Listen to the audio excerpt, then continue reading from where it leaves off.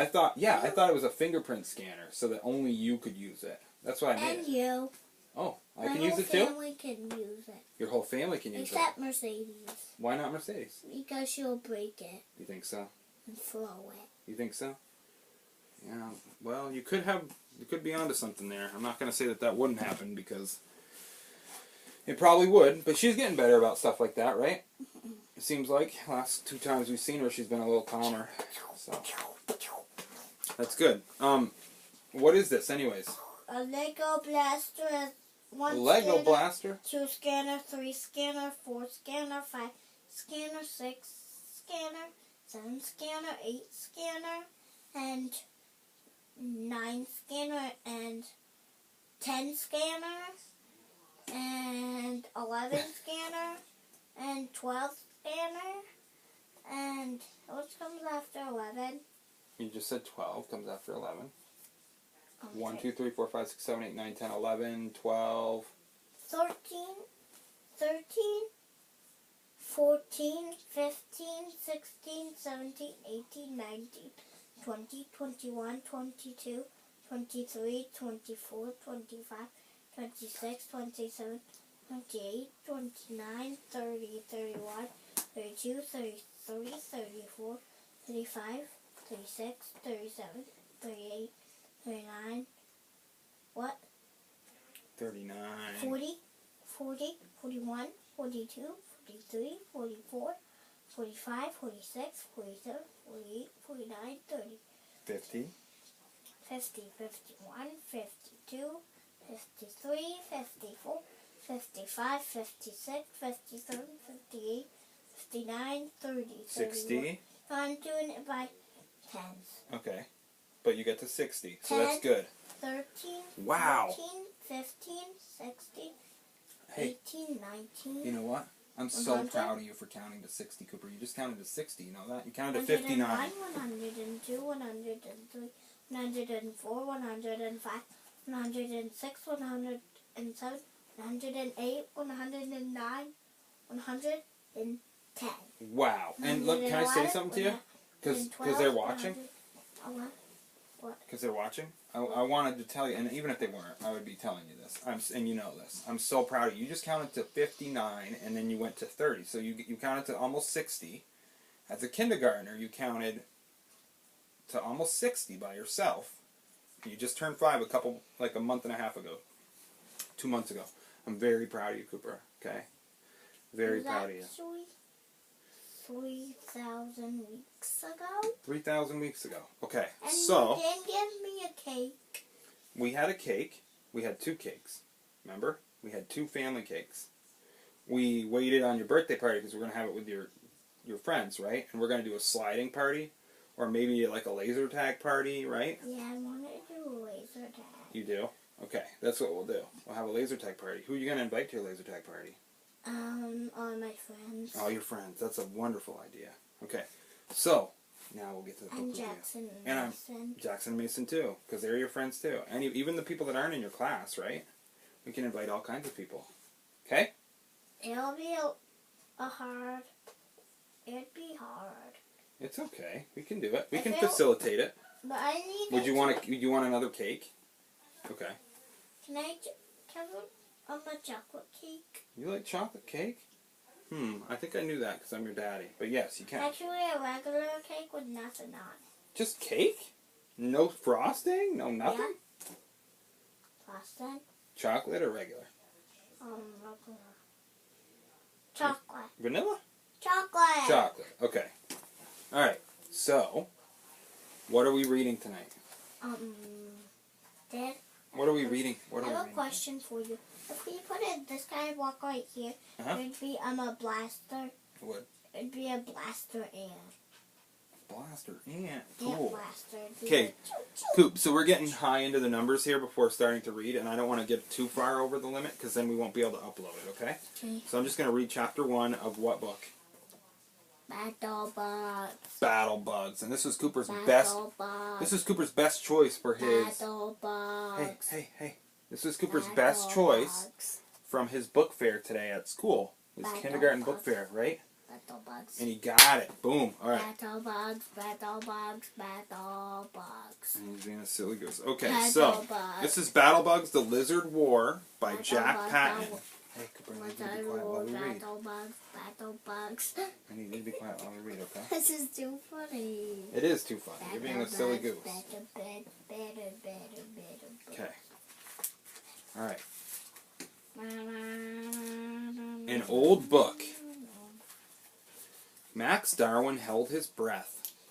Two fearsome barbed pincers appeared over the top of the garden wall.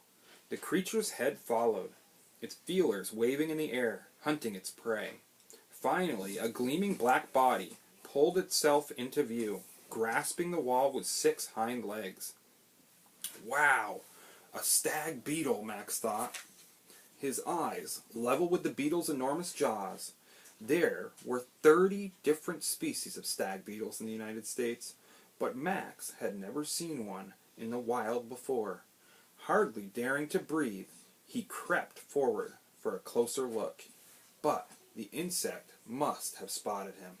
Opening the hard black casing on its back, the beetle spread its wings and whirled away into the evening sky.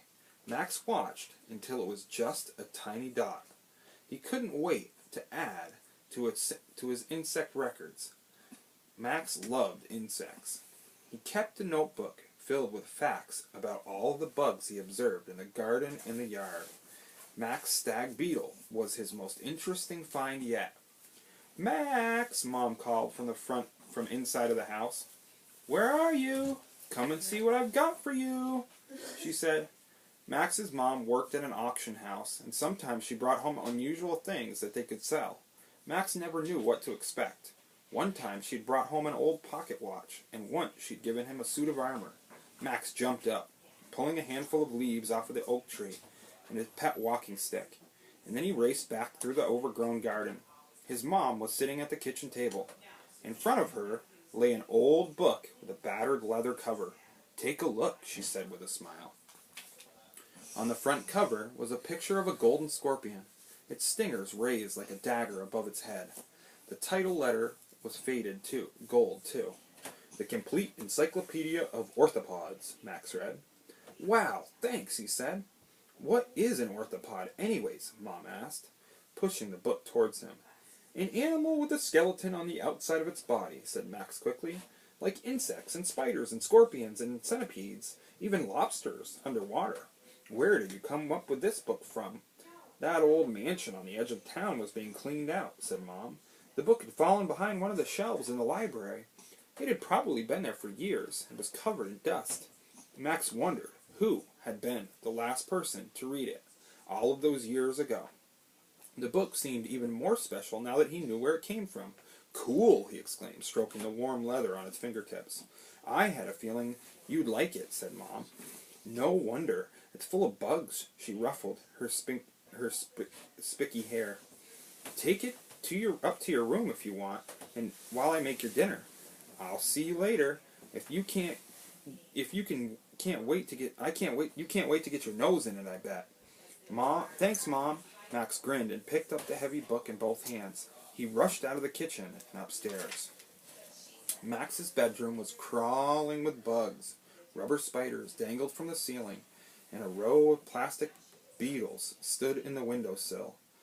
And the walls were covered with posters and tarantulas, scorpions, dragonflies, and caterpillars.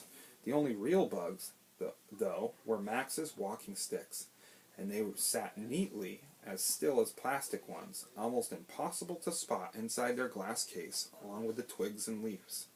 Max named them Oak, Ivy, and Rose, after their favorite foods. Max opened the top of their cage and hurriedly put some leaves in, so that they could eat them and walk up the dust. And then, barely able to contain his excitement, he took the encyclopedia to his desk and he opened it.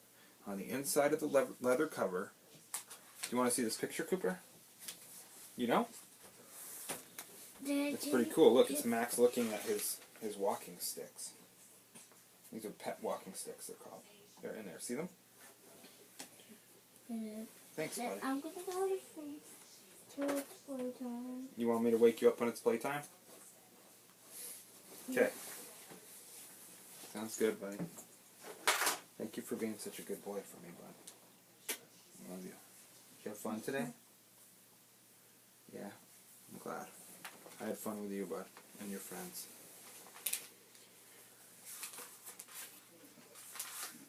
Inside the leather cover, there was a pocket with a magnifying glass tucked inside. Cool, Max thought. He started to turn the old, yellowed pages carefully.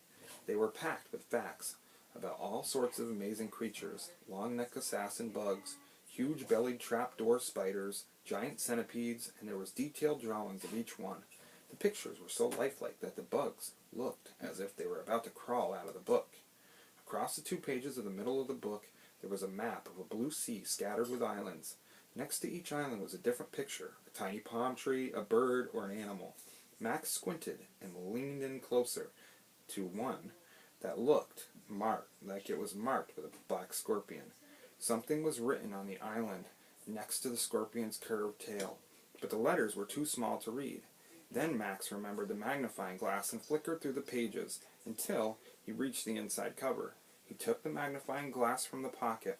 It was much older and heavier than the one inside the big bug finder kit he had gotten for Christmas last year.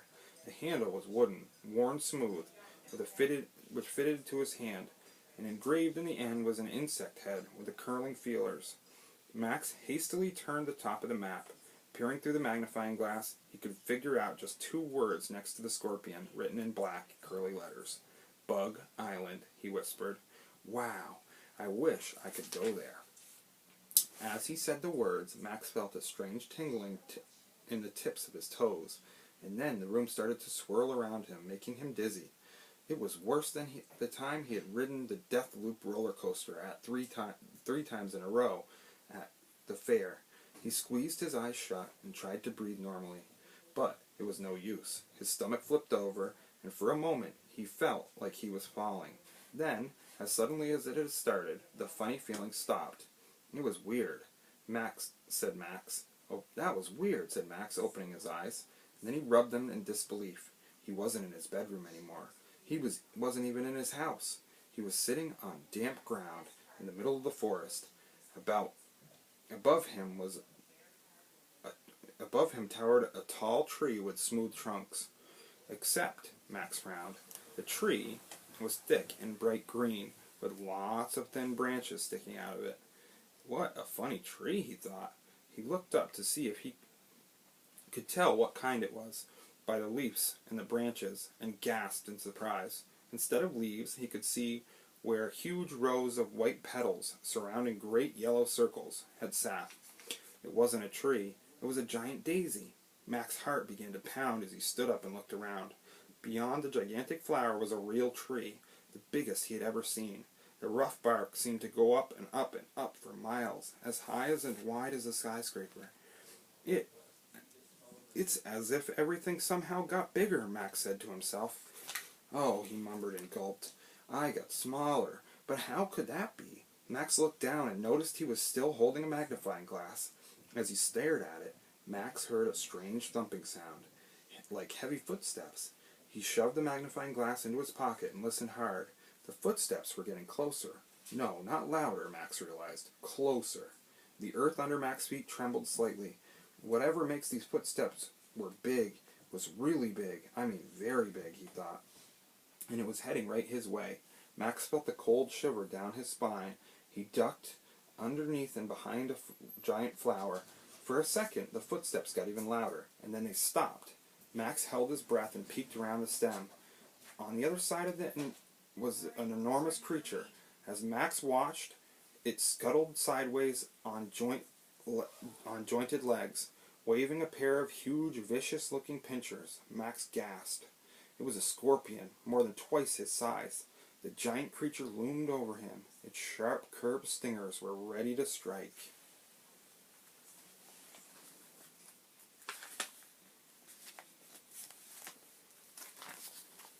Thanks for reading with us. Danny Cooper reads. Cooper fell asleep once again. He always does. That was Chapter 1 of Battle Bugs, The Lizard War by Jack Patton. And we will be back with you tomorrow to read Chapter 2 at some point. Thanks, guys. And we'll see you again.